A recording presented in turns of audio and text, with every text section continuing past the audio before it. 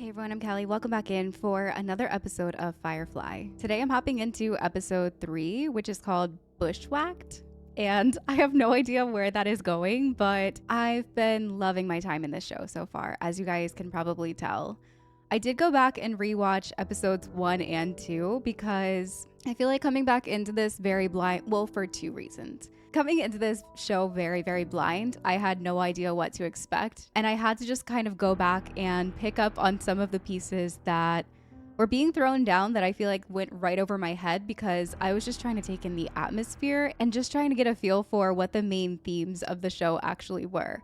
And I was very surprised when we started to hear the introduction song, and it was a very Western vibey song. Kind of started to pick it up then, but then hearing some of those like old Western twangs hit during some scenes, it was just kind of like entering a whole new world. And I absolutely love how they have that old Western vibe in a very futuristic setting. I think that is a really awesome way to do it because it does make you feel like you're in this crazy different world that just hits different. I also wanted to rewatch because I knew that it was going to be a week in between filming for me with the holidays, also just with my schedule being as crazy as it always is. So at night, I do like to go back through and rewatch some of the things that I've watched already on the channel to, yes, pick up lore and everything like that, but also to kind of tide me over until I can jump back into another show or another movie. Just a few takeaways that I wanted to reiterate on because I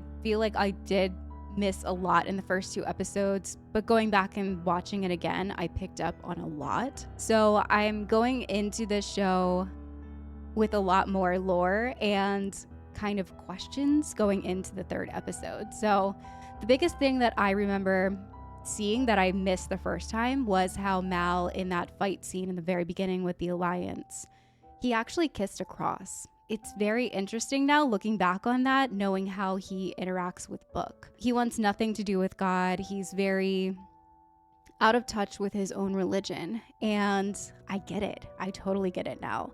And I feel like Book has been sent to the ship and got that calling because there are a lot of lost people on that ship right now. They're dealing with a lot. They hate the Alliance. They're true browncoats at heart. I think that he does have a lot of work that he can do for them out here when it comes to getting back in touch with God or religion or even just themselves. So I thought that was a really interesting thing that I picked up on right away when I rewatched the first episode. There was a lot being thrown down in that first episode. It was the longest. It felt like kind of a movie instead of a first look into the show, which honestly made it so incredible because, like I said in the last episode, I love how they did that because I feel like I understand Mal a lot, especially after picking up on the cross scene that I missed the first time around. And one other thing that I really picked up on that I know that I talked about in the description box of the train job, but seeing how much there is so many gray areas of morality in the show is really, really awesome.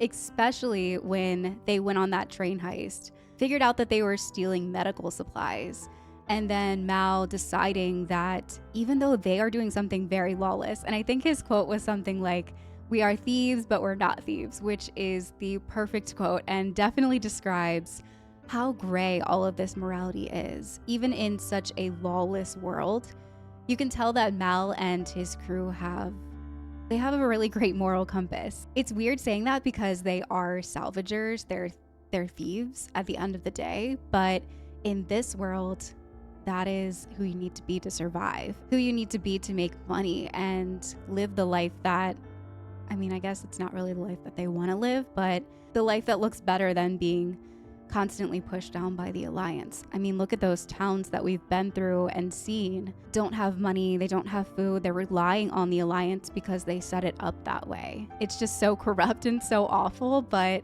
I love that Mal actually chose humanity over his own self-interest and his own paycheck at the end of the day to get those medical supplies back to the people because yeah, he hates the Alliance that much. And the bar scene, it hits so differently watching it the second time around because I didn't really pick up on the line of Zoe saying, "Interesting how you always show up at a bar on you day." looking for trouble or whatever she said, or always getting into trouble, which is so true. And it just made me appreciate Mal that much more and want to be considered a brown coat myself. So I'm really excited going into today's episode, picking up on all that I missed out on the first time. Hopefully that gives me fresher eyes and more eyes that can actually absorb in the story versus just kind of trying to figure out, is it a Western or is it a space show? Because that was honestly what was jumbling around in my mind the first time looking at this show. I'm really excited to get into Bushwhacked today. Sorry for talking y'all's ears off, but I wanted to share with you what I had learned going back into the show and rewatching it again before we sit down and jump into episode 3 today.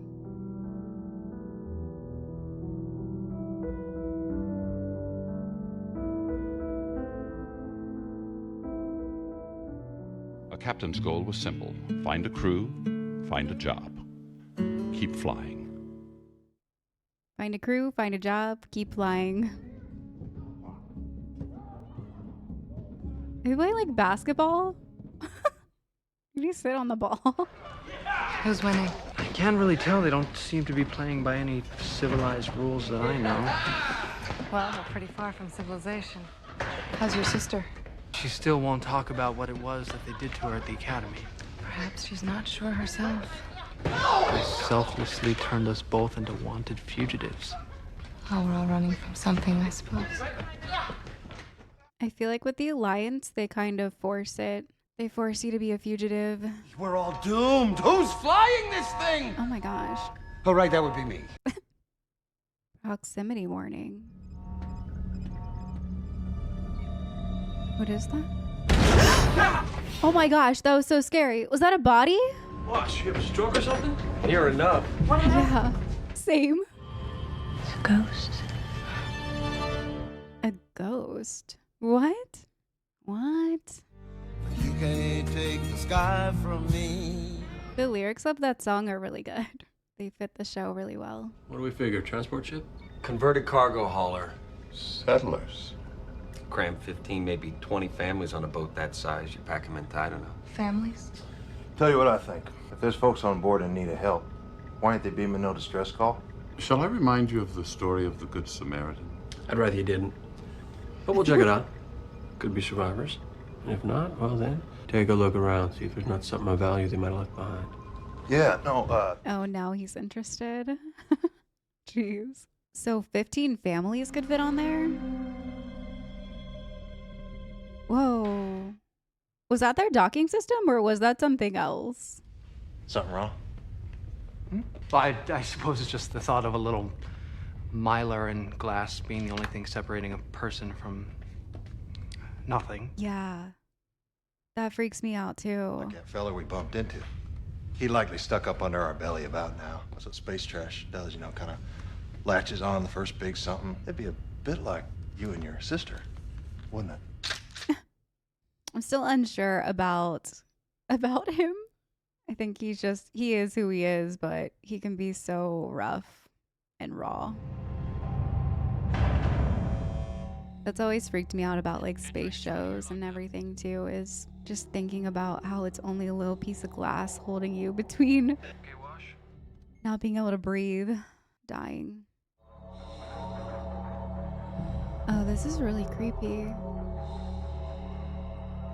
Emergency power's up. There's like kids' toys. Oh, I don't like this.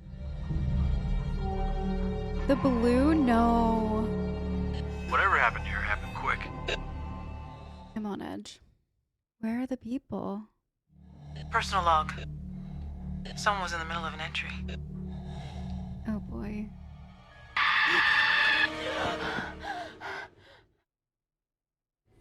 I can't sleep. There's too much screaming.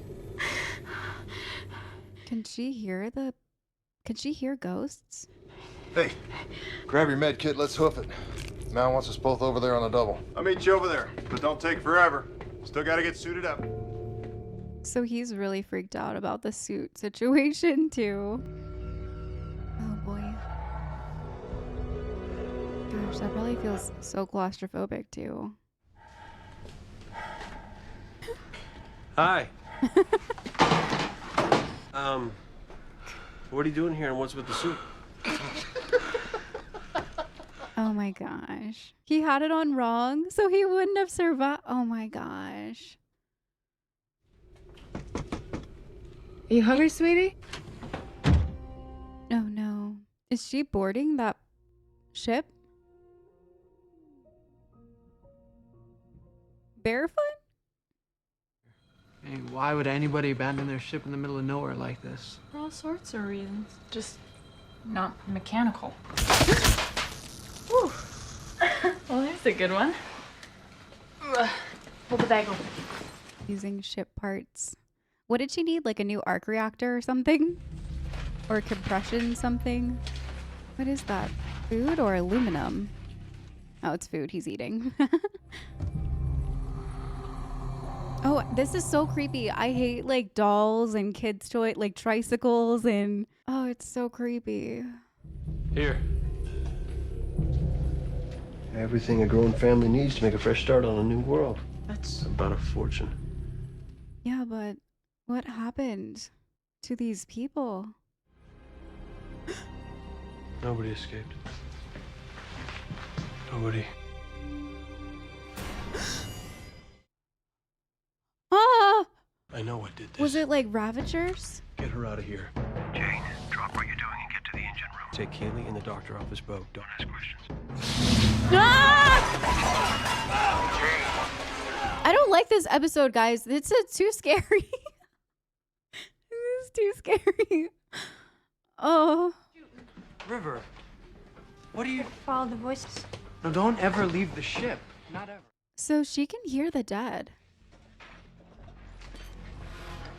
Okay, he's all right. Came at me from behind. Big though. No mercy. No. We got lots and lots. Oh! He just loves to punch people. I mean, he did try to attack Jane. He's a real beast. It's a wonder you're still alive. He's a... Is he a survivor? I wonder how long he'd been living like that. Oh. I don't know. Blood pressure's high side of normal, to be expected. Cattle for the slaughter. Dope him. I don't think that... Just do it. No mercy.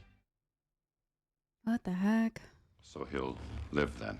Which to my mind is unfortunate. Not a very charitable attitude, Captain. Charity be putting a bullet in his brain pan. Mal. We save him the suffering. What? What's going on? The ship was hit by Reavers. So it was Reavers. What are you suggesting? No matter we took him off that boat, Shepard. It's a place he's gonna live from now on. Whatever horror he witnessed, whatever acts of barbarism, it was done by men. Reavers ain't men. Of course they are. I believe there's a power greater than men, a power that heals. Reavers might take issue with that philosophy. If they had a philosophy. And they weren't too busy gnawing on your insides. Jane's right. Reavers ain't men.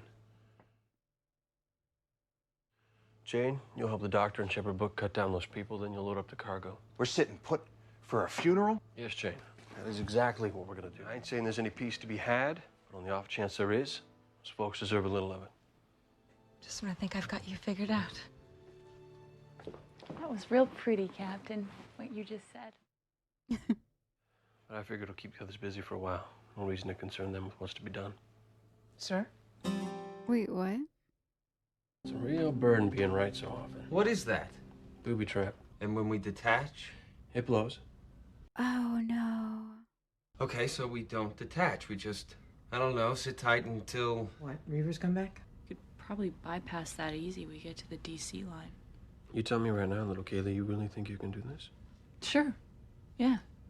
Let's go. Besides, if I mess up, it's not like you'll be able to yell at me. So if they try to mess with it and she fails, it explodes. Jeez. It wasn't part of their docking mechanism. That's awful.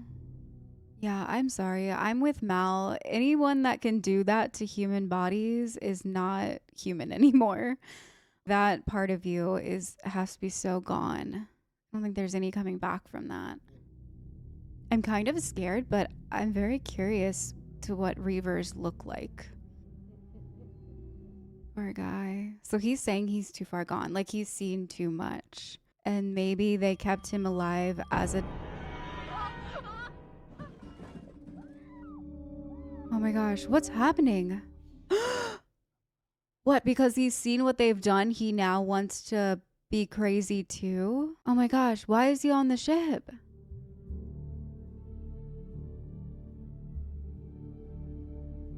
Oh my gosh.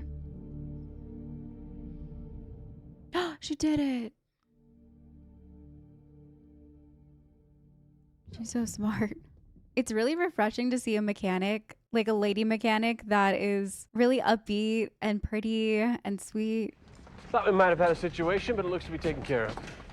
Let's get that merchandise put away. That guy is on the loose. Go armed Reavers, come back. Get that stuff stored. Firefly class transport, you are ordered to release control of your helm. Oh no, it's an Alliance ship. Maybe they'll get distracted by that wacko that they have on board. No mandatory registration markings on the bow. Make sure we cite them for that. We've identified the transport ship they were attached to. They're due to touch down in Newhall 3 weeks ago. Never made it. Sir, didn't we have a flag and a Firefly a while back? Check. Believed to be carrying 2 fugitives, a brother and sister. 40,000 of these old wrecks in the air, and that's all they give us. Okay, so it's not the same ship that had the men in blue gloves on it, at least. Not even the same captain. Could be good for them. We've got to run. Can't run. They're pulling us in. Stack everything right here, plain sight. Now go run, fetch your sister. Why, are you going to put her in plain sight too? They're not taking her and you are not giving her to them. Don't be a fool, son. I think he is just trying to leave things in plain sight so that it is a routine check. Right? He put his hands up. Is this your vessel? Bought and paid for. I'm Captain Malcolm Reynolds. And is this everyone, Captain? By way of crew it is, though in our infirmary you're going to find a fellow we rescued off that derelict. Oh my gosh.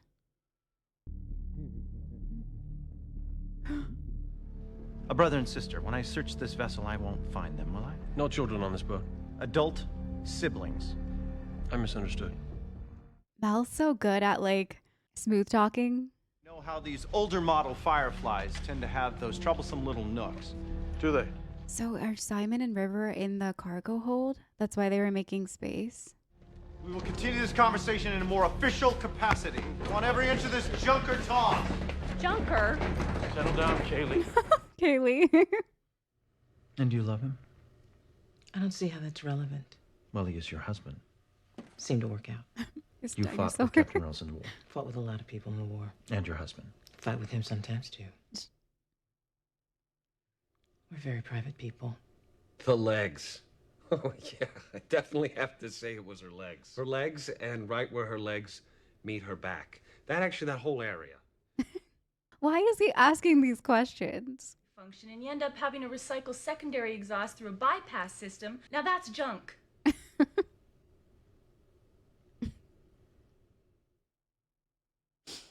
These fugitives that we're looking for, the brother and the sister, they were last seen on Persephone. Persephone's a big place. Yes, it is, and that Firefly isn't. And if anyone's hiding anywhere on it, we will find them. They're looking under the placemats. Oh, so smart. So smart. I was thinking maybe like Kaylee really quickly welded up that cargo area or something. This is so much better. Wow. They did that so quickly too. Aww.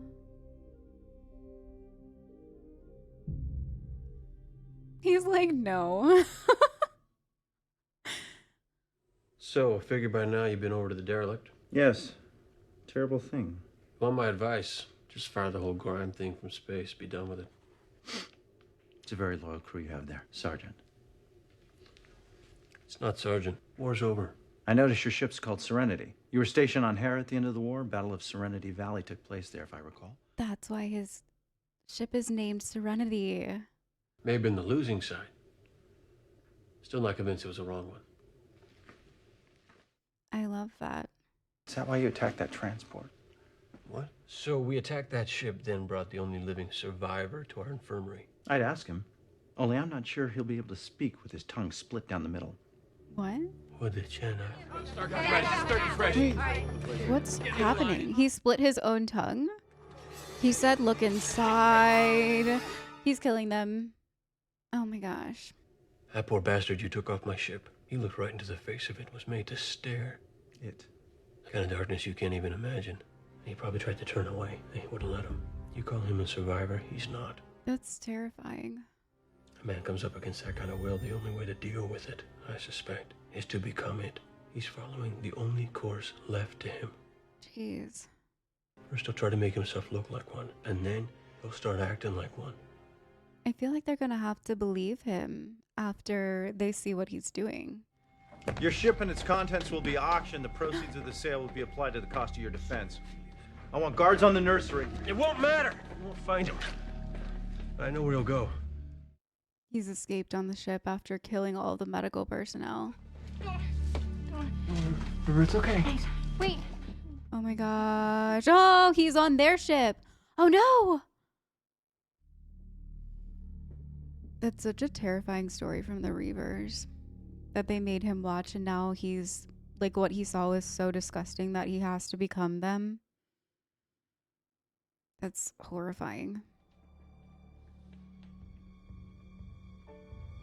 Ah! Okay. Ah! Oh my gosh. Oh my gosh. Can you unhandcuff him now? He saved your life. Okay, they're letting him go. Oh my gosh. He saved his Goron life. He still takes the cargo. Oh. Wouldn't be civilized. At least they let him go. And they're destroying the ship like they told him to. I mean, after seeing that guy and what he was capable of, how could you not believe him? Oh, this episode was so scary. It was so scary. My heart was pounding so bad when they were going through the ship, and then seeing what the Reavers did to those bodies and hearing that story about the guy, that's crazy. It makes me very curious what they look like and if we're ever going to run into them. I feel like this entire episode was about like setting up how scary and what the Reavers are capable of. I love how we dive deeper into the lore of both Reavers and the Alliance in this one. I feel like we got a taste of both of those worlds and how much they really contrast one another. You have the Alliance, which is all high and mighty, wants order in the world, and then it was showing the Reavers and what they're actually capable of and how scary and awful and disturbing that they can be. And like Book said, yes, they are men, but they're so far gone that they're not even really considered men anymore to a lot of people. And I can see why. I mean, look what they did to that poor guy and what they did to that entire ship of children and adults that were just trying to go off and make a life for themselves. It definitely showed how much that civilization, if pushed far enough, could end up looking like that for some people, that just they go so far away from civilization and they push so far away from whether it's the Alliance or just the hardships of civilization in general that they turn into Reavers, and it's terrifying.